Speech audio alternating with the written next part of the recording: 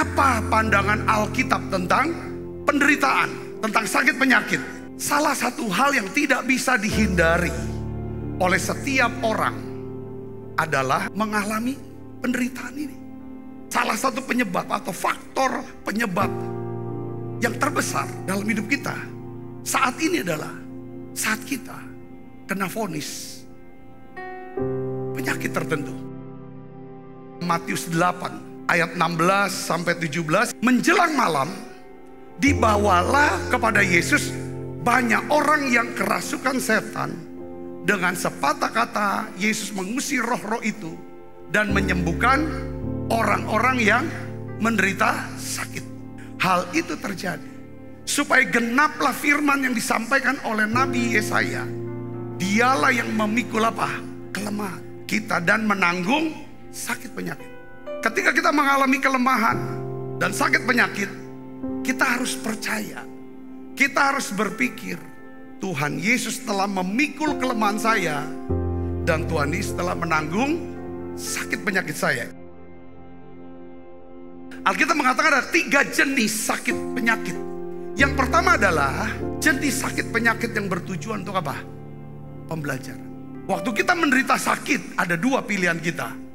Kita mau jadikan penyakit ini pembelajaran sehingga kita jadi apa? Better, lebih baik.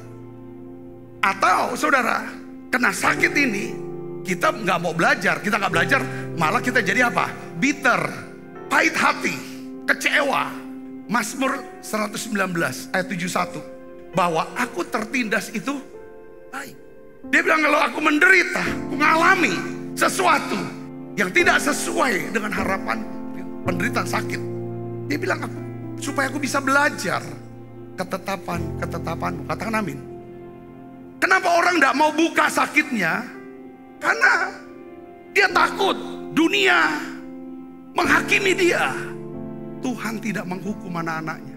Allah tidak menghukum anak-anaknya. Allah mendisiplinkan atau menghajar anak-anaknya. Ada nggak dasar firmannya? Ada.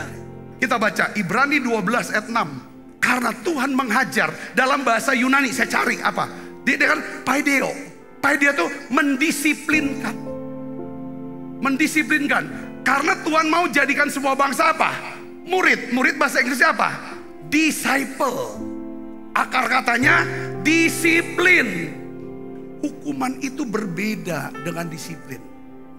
Hukuman itu adalah apa? Pembayaran yang harus kita bayar atau kita lakukan karena kesalahan kita di masa lalu. Dan hukuman itu dilakukan dalam apa?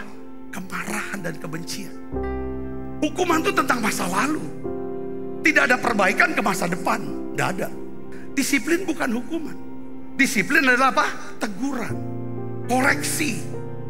Ya, latihan-latihan agar kita bisa kembali ke jalan yang benar, berlaku benar di kemudian hari. Nah, disiplin mengandung pengajaran. Kalau kita mau belajar, yang membawa kepada pertobatan, disiplin. Dan biasa disiplin itu dilakukan karena kasih.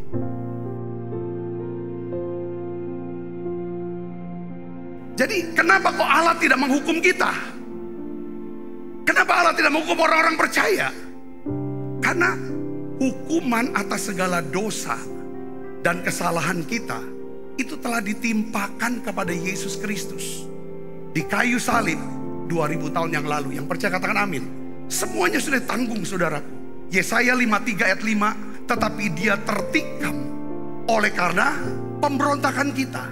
Dia diremukkan oleh karena apa? Kejahatan kita. Ganjaran yang mendatangkan keselamatan bagi kita apa? Ditimpakan kepadanya, dan oleh bilur-bilurnya kita jadi apa? Sembuh. Roma 8:1 katakan apa, saudara? Demikianlah sekarang tidak ada apa? Penghukuman bagi mereka yang ada di dalam Kristus.